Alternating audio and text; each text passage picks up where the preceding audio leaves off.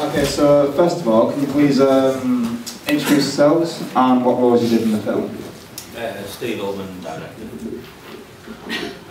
Brian Martin, supposed producer and writer. Lee Halden, Des Procter.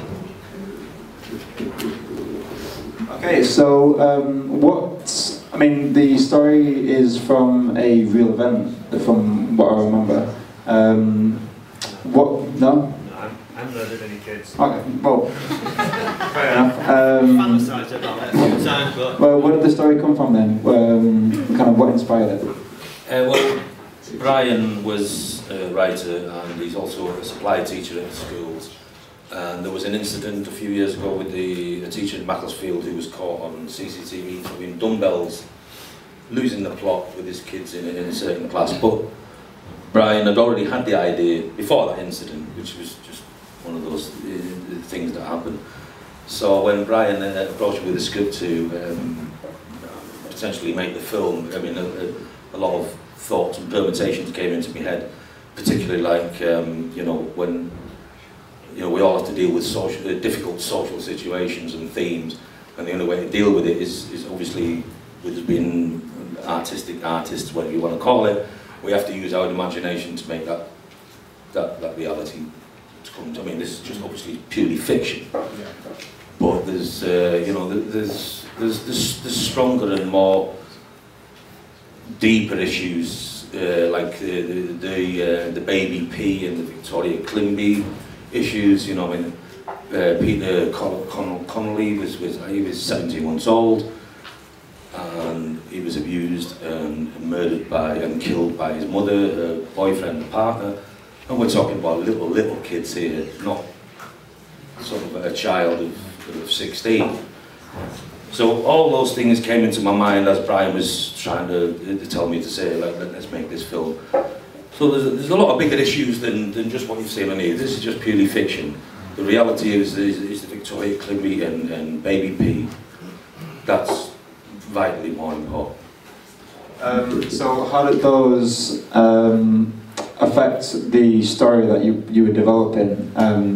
Did you create the story to kind of try and create that awareness and try and prevent those type of situations?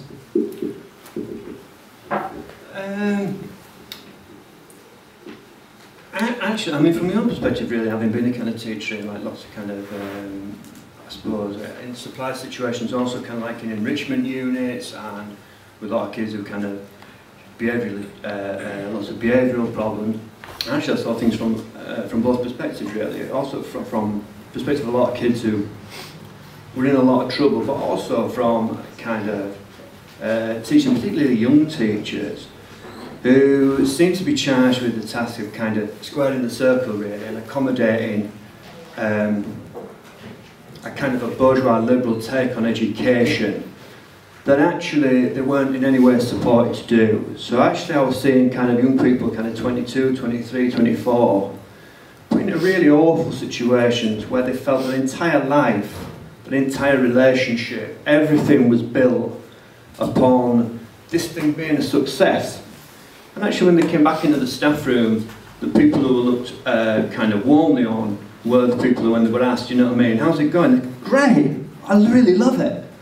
Oh God, you know, brilliant. And the ones who said, fucking hell, I'm really struggling, they're actually seen as failures. And actually, tremendous, just the pressure upon them. And what I've kind of initially tried to kind of express really is that the immense pressure that actually people are under in the situation like this, whilst it is a kind of, it is a fictional, it's based very much on kind of personal experiences and also kind of a lot of what I've seen as well, and the pressure that actually, as Steve was talking about, yeah, enormous kind of rafts and levels and degrees of social problems pushed into a school, pushed into a situation. And somebody who was 23, 24 said, that's your responsibility. Do you want to just deal with that? Just cope with that. Actually, not just cope with that, make that better, make that work. And if you can't, we'll call you a failure. And actually, that's really where I've come from. That was really well explained. So Lee, as an actor, how did you get into that role? Because it's a very dark role and dark material. How did you prepare yourself for that, and how did you kind of put yourself through that? Well, the story itself just seemed really challenging, and I remember when I was at school, I was nowhere near the teacher's best friend, so you know, I realised how difficult the job was for them. Now, I mean, speaking with Brian as a supply teacher, I mean, I'm a lot older now, but it was a nightmare for teachers. But I didn't realise they took the work home. I used to clock off at 3 o'clock and I'll see you at 9 o'clock tomorrow. When they come up to me as we're speaking about the film, such with Steve and everything, they asked me to play the teacher, which you know, I laughed at first. I thought, teacher, me. But when I looked at the story, it reminded me of an incident, and I do remember seeing it on the news where this teacher was caught on CCTV footage in the corridor beating up this child, throwing dumbbells at him down the corridor, etc. And you know, that's where schools are now. That's what they're doing now. There'll be metal detectors around schools next, you know, from what I'm hearing, and stuff like that. And I just seen it as an actor, I just saw it as a real challenging part to do. And the fact that I'm beating up a kid and stamping all over her and biting her, and, well, you know, the rest. And I just thought, yeah, as an actor, it's a challenge, you know what I mean? It's really dark, it's a dark place to go as such. And as regards preparing for it, I mean, I don't know how many actors there are in the room, but directors will know themselves. I mean, a lot of the time you're just drawing upon your own experiences and you know, trying to use that as an undercurrent and say the lines of what the text is. So I drawed on a lot. It was a difficult period in my life at the time, and so I drawed, possibly cheating in some way, I drawed a lot upon that, and I felt that helped me. But obviously with Brian, as I say, being a supply teacher, I mean, I spoke to Brian about, you know, the challenges he faces doing that job. And obviously Steve's from Middlesbrough, so he's really violent. So I just asked Steve what to do, and he just, you know, showed me how to throw a punch. And that was it, really. I felt really sorry for him.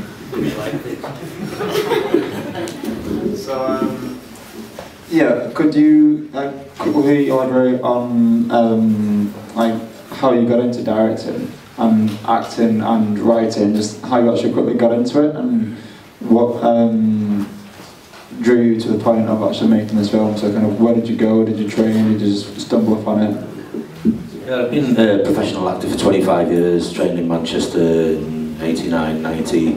I've just hot-footed it from Newcastle tonight doing a feature film, so I've got to get here because I really wanted to see what a neutral audience reaction would be to the immense work that Lee has produced and the writing that Brian has produced. And I've just always fancied directing, and I do a lot of work with a lot of community film companies, particularly Real Manchester, and you know, she's Jackie Carroll at Real Manchester and Terry Egan at Real Manchester have always given me the opportunity to assist or at least direct the projects that they do. And when Brian approached me, I thought this is an ideal opportunity for me to just show my own wares and my own ability and my own vision of what I see as, you know, a great script by Brian and an immense performance by Lee, and I thank the guys, and that's how I got into it, and I'll keep pursuing it. It's basically kind of, how did you become a writer? Really down the years I've always written kind of to seek a voice and kind of express myself and express kind of how I felt. Often nobody else read it, but that wasn't really the point really. So I suppose really it's always been a kind of cathartic experience. But the way I got to this was I'd written film scripts, and one of which was in development with a producer, and as like so many, went precisely nowhere. And then I was working with Steve, with Real Manchester, and gradually we talked, you know what I mean, about, you know, actually, you know, why are we making short films? Why are we, you know what I mean, doing this?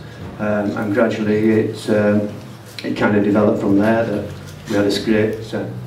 Steve was working with some people who, when he ran the idea past them, were keen to get involved. And you know, if you look at the crew, a lot of them are from students. I mean, we actually got the camera. One of the students actually borrowed the camera.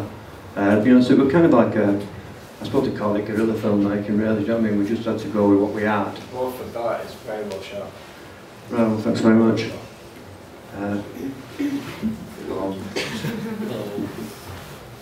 Yeah, so basically, kind of, how did you get into acting? By mistake. I went, no, seriously, still might be. I went to college, I wanted to do lighting and set design. I was working at Manchester United at the time, I was City fans, you know, won't go there, but I needed a job. And I was working there, and I was chatting with a few lads from Australia who used to set up all the rigging, lines, etc. for the Champions League, so I asked them how to get into this game.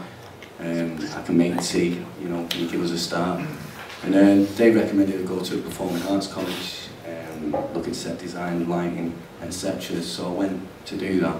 Did that at Abram Moss City College, Manchester, a good few years back. And fortunately, as part of the course, you have to act as well. I just wanted to concentrate on one area. I never really did drama at school. We didn't do it at the school I went to. So the first attempt at it.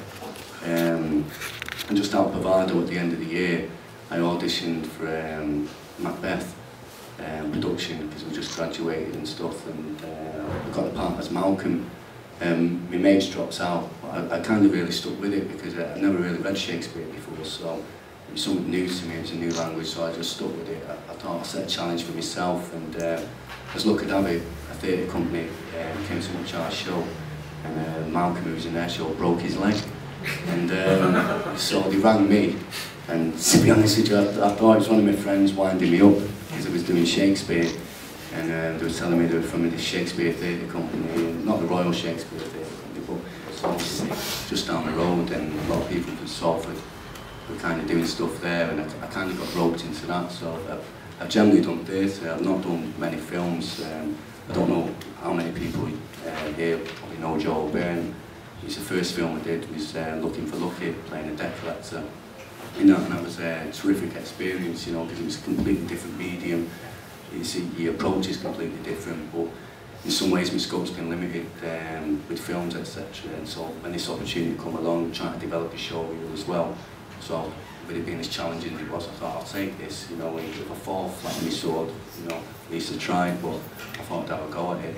I've been doing a few films since, I just finished one in Nottingham, called Silence. That's just being edited at the moment. I'm speaking with another guy, Sean Paul Banks Mercer, and we're probably lining up something else towards the end of the month, beginning of February. So I'm kind of looking forward to that. But I'm just putting my hat in the ring for any short films, as I say, because I'm trying to get this story all together and enjoy it. So that's how it happened. What a wonderful mistake. Okay, so are there any questions from the audience? Yep. Why did you feel the benefits of shooting non-linear rather than just something as like a linear piece?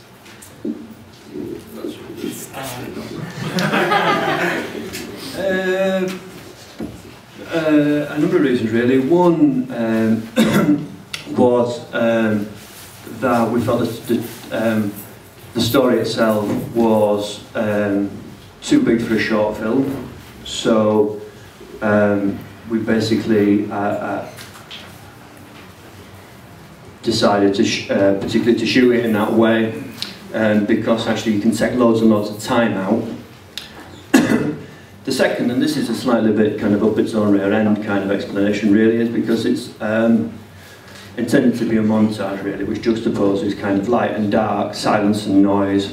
So through a process of kind of thesis, synthesis, antithesis, we get to the theme of the film without there being any kind of, whilst the narrative doesn't necessarily work in that way. So that's really, and also we just I didn't really want any kind of like boring kind of expositionary bits in it, which I don't like.